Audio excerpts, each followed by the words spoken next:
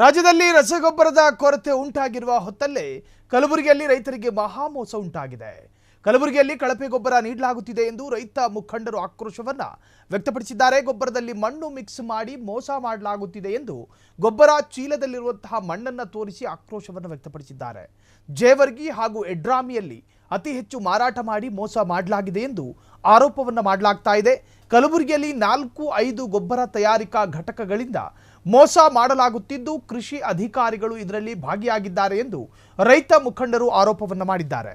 ಸರ್ಕಾರ ತನಿಖೆ ಮಾಡಿ ಗೊಬ್ಬರ ಉತ್ಪಾದನಾ ಕಂಪನಿಗಳು ಹಾಗೂ ಅಧಿಕಾರಿಗಳ ವಿರುದ್ಧ ಕ್ರಮ ಕೈಗೊಳ್ಳುವಂತೆ ಒತ್ತಾಯಿಸಲಾಗಿದೆ.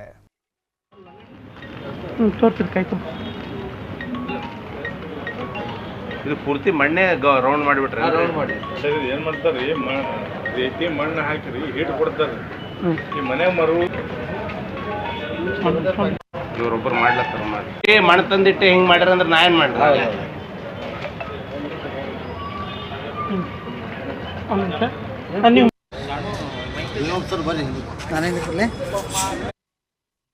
ಇವತ್ತು ಕಲಬುರಗಿ ಜಿಲ್ಲೆಯಲ್ಲಿ ಇವತ್ತೇನು ಕಲಬೆರಕೆ ರಸಗೊಬ್ಬರ ಮತ್ತು ಇವತ್ತು ಕಲಬೆರಕೆ ಎಣ್ಣೆ ಏನು ಇವತ್ತು ಕಲಬುರಗಿ ಕಾಲಿಟ್ಟದ, ಇವತ್ತು ಕೃಷಿ ಅಧಿಕಾರಿಗಳು ಕಲಬುರಗಿ ಜಿಲ್ಲೆಯಲ್ಲಿ ದನ ಕಾಯುವ ಕೆಲಸ ಇವತ್ತು ಕೃಷಿ ಅಧಿಕಾರಿಗಳು ಕಲಬುರಗಿ ಜಿಲ್ಲೆಯಲ್ಲಿ ಮಾಡ್ಲತ್ತಾರ.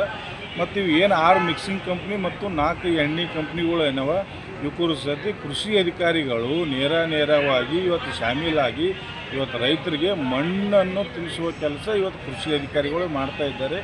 ತಕ್ಷಣ ಈ ಅಕ್ರಮವನ್ನು ಇಲ್ಲಿಗೆ ನಿಲ್ಲಿಸಬೇಕಂತ ಇವತ್ತು ಮಾನ್ಯ ಕಲಬುರಗಿ ಜಿಲ್ಲಾ ಉಸ್ತುವಾರಿ ಸಚಿವ ಪ್ರಿಯಾಂಕ್ ಖರ್ಗೆ ಅವರು ಸ್ವಲ್ಪ ಕಣ್ಣು ತೆರೆದು ಈ ಕಡೆ ನಮ್ಮ ಕಡೆ ರೈತರ ಕಡೆ ನೋಡಬೇಕು.